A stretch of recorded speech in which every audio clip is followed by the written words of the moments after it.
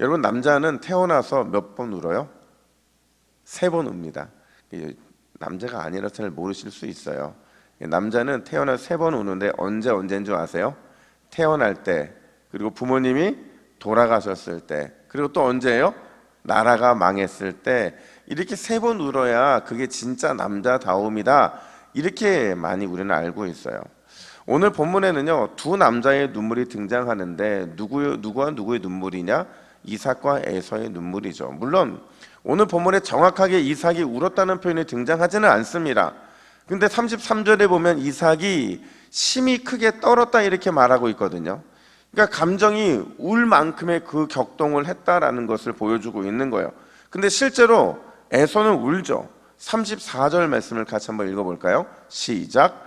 에서가 그의 아버지의 말을 듣고 소리질러 슬피 울며 통곡했다라는 거예요. 여러분, 도대체 왜 이 두 남자는 울게 된 걸까? 그리고 이들의 눈물 속에는 과연 어떤 이 신학적이고 영적인 의미가 담겨져 있는 걸까?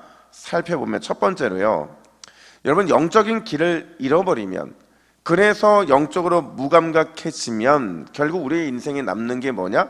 눈물밖에 없다라는 거죠. 쉽게 말하면 신전의식, 우리의 삶에서 매 순간 하나님을 의식하지 않고 살면 그러면 우리의 인생에 남는 것은 눈물밖에 없다라고 말하고 있는 거예요. 여러분, 냉정하게 한번 생각해 보세요. 우리는 지금 이 장자권을 빼앗는 사건을 다루고 있는데 이 사건에서 누가 가장 잘못했을까요? 야곱이에요? 리브가예요? 에서예요? 이삭이에요? 누구예요? 다 잘못했죠.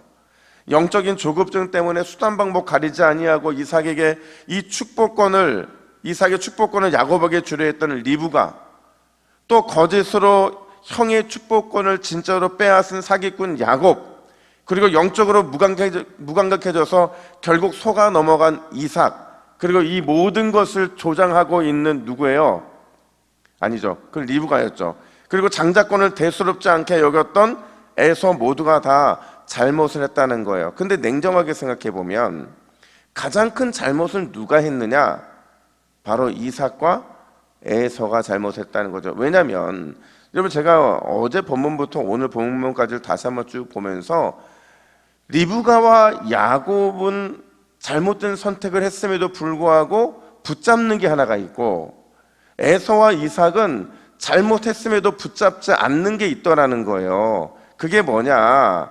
여러분, 리브가와 야곱을 생각해 보시면요, 이들은 어떤 잘못을 하든지 절대로 놓치지 않는 한 가지가 있었어요. 그게 뭐냐면 바로 하나님이었다라는 거죠. 이들은 잘못을 하면서도 하나님이 자신들에게 저주가 임할 것 같은 두려움을 느끼기도 하고, 심지어 의심하고 있는 이삭을 향해서, 물론 거짓말이긴 하지만 야곱이 뭐라고 안심을 시키냐면 하나님 여호와께서 나로 순족하게 만나게 하셨다라는 거짓말을 하면서 그 거짓말 속에서도 여전히 여호와 하나님에 대한 의식을 잃어버리지 않고 있더라는 거예요.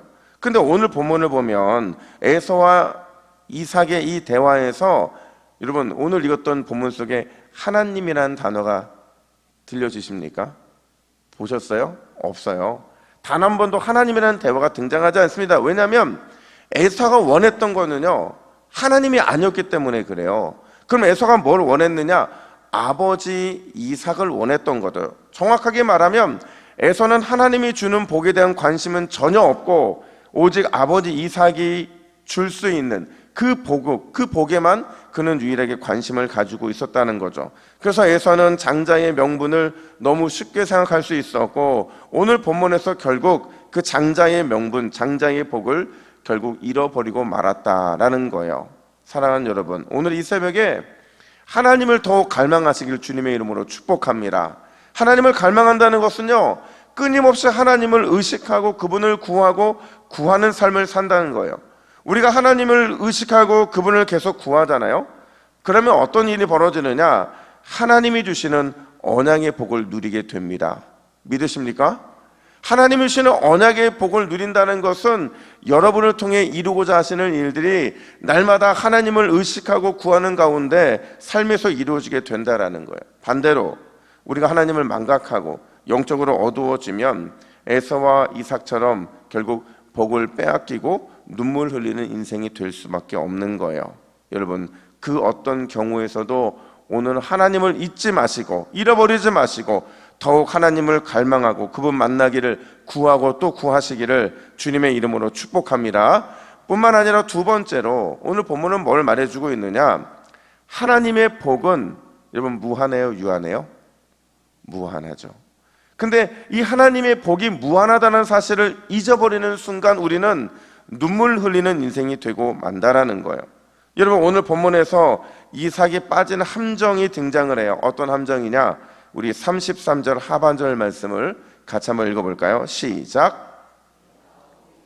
내가 다 먹고 너를 위하여 축복하였은즉 그가 반드시 복을 받을 것이니라. 자, 여러분, 이삭은요 이미 야곱에게 모든 축복을 했기 때문에 더 이상 에서에게 줄 축복이 없다고 그렇게 착각을 하고 있습니다.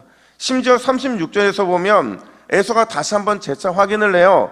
진짜 나를 위해 빌 복을 남기지 않았느냐? 이 질문에 뭐라고 대답을 하느냐?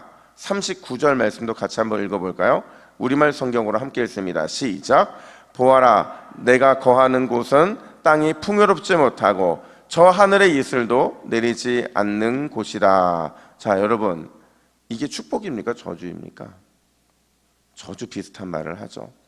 그러니까 내가 너에게 줄 복이 없다, 이제 다 줬기 때문에 없어, 이렇게 말하고 심지어 저주 비슷한 말을 에서에게 하더라는 거죠.